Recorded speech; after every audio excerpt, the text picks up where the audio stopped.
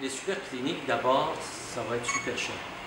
C'est encore de l'investissement dans les infrastructures. Je comprends que les libéraux sont proches des firmes d'ingénieurs puis du milieu de la construction. Mais il me semble que depuis quelques années qu'on entend parler de tous les scandales, il est temps peut-être qu'on arrête de favoriser le secteur, parce que c'est vraiment là, c'est beaucoup d'infrastructures, c'est beaucoup de contrats à des firmes de génie conseil et de construction.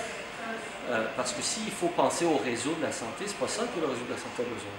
Le réseau de la santé n'a pas besoin de béton et de nouvelles structures. On a déjà une infrastructure publique payée et amortie depuis déjà des années qui s'appelle les CLSC. Ce qu'on a besoin, c'est plus de sous pour faire rouler les CLSC à plein régime. Pas à quelques heures par jour, comme malheureusement trop de CLSC sont obligés de faire maintenant. On a besoin d'infirmières, on a besoin d'intervenants communautaires, on a besoin de médecins, on a besoin de personnel de soutien pour avoir quelqu'un 24 heures sur 24 qui puisse dispatcher le patient soit au médecin, soit à l'intervenant social, soit à l'urgence. Donc, pour que les CLSC deviennent le pivot de la première ligne plutôt que les urgences. Ça semble a priori évident. Il y a eu une mauvaise expérience avec les CLSC parce que les médecins n'ont pas voulu s'y engager à un moment donné.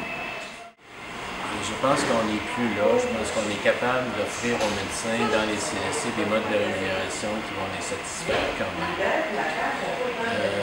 Une autre chose aussi qui est importante peut-être pour les médecins qui puissent participer davantage au CLSC, c'est qu'on a défini pour les jeunes médecins ce qu'on appelle les activités médicales prioritaires. Et essentiellement, c'est du travail en milieu hospitalier. Ça peut être en CHSLD aussi. Mais on n'a pas inscrit on appelle AMP, activité médicale particulière. Toujours est-il que les nouveaux médecins qui sortent ont tellement d'heures à faire dans leurs AMP qu'ils commencent à trouver moins intéressant même de s'ouvrir des bureaux ou des choses comme ça. Alors, trouver une manière de ramener nos médecins dans les CLSC, utiliser les équipements déjà disponibles, investir dans des équipes multidisciplinaires qui seront capables de recevoir les patients 24 heures par jour, 7 jours par semaine. Je pense que c'est une solution qui est tout à fait appropriée. Maintenant, notre ministre actuel, il n'est pas orienté vers ça. Il y a une conception. Il y a une conception très hiérarchique des soins. En fait, ce qu'il a proposé, c'est 24 nouvelles super-agences et l'abolition de tous les systèmes de gouvernance locaux. Et là, le problème que ça pose, c'est que cette première ligne-là, qui doit être une première ligne de proximité, doit être capable de répondre aux besoins et changeants et différents d'une région à l'autre, et même d'une municipalité à l'autre, ou même d'un quartier à l'autre de la clientèle. Donc, ça va être très difficile d'en prendre compte parce que tout va être décidé d'en haut avec la superstructure qu'il a proposée.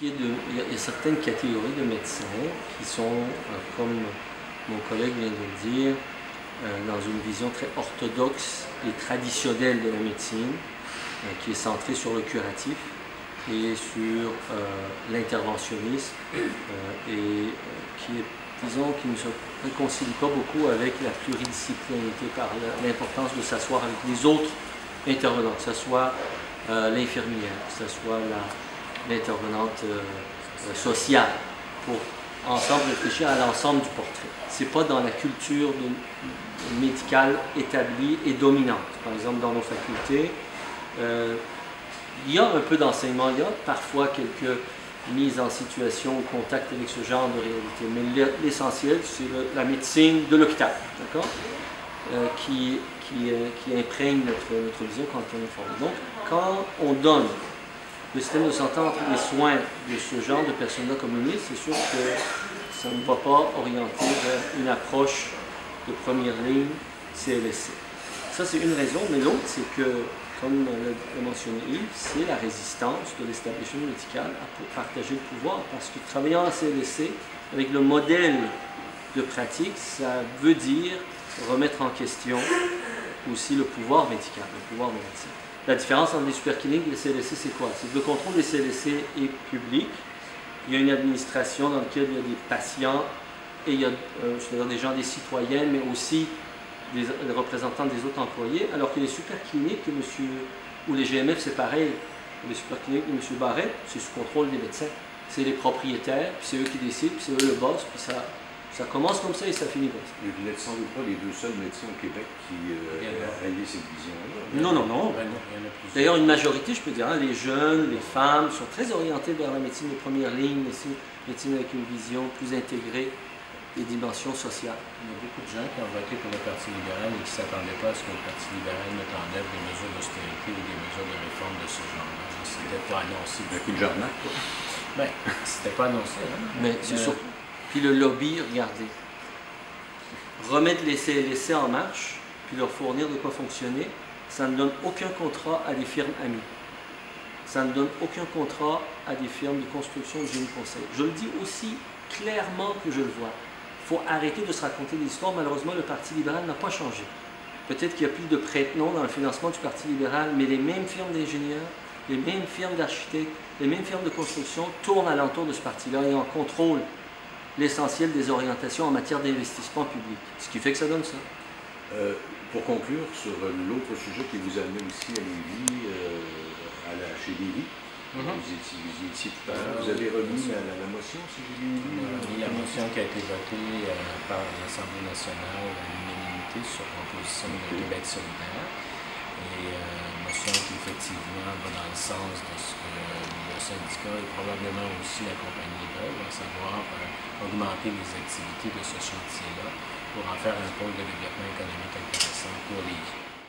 La Chambre de commerce, j'ai expliqué que ce pôle économique-là, la construction navale, fait partie de notre patrimoine. On pourrait très bien s'en servir pour aller chercher ensuite de ça tout le développement d'un secteur d'éducation, de formation dans le domaine de la construction navale, que ce soit au niveau du BEP, du cégep ou de l'université. Toutes des infrastructures qu'on a ici, mais il s'agit de mettre des programmes autour de ça. Et ça pourrait stimuler aussi l'implantation de nouvelles entreprises de haute technologie pour ces navires qui sont des navires de haute technologie en général. Donc, c'est vraiment un projet qui est porteur, qui va créer de la prospérité dans les villes, qu'on pourrait ensuite partager avec tout le monde. Merci.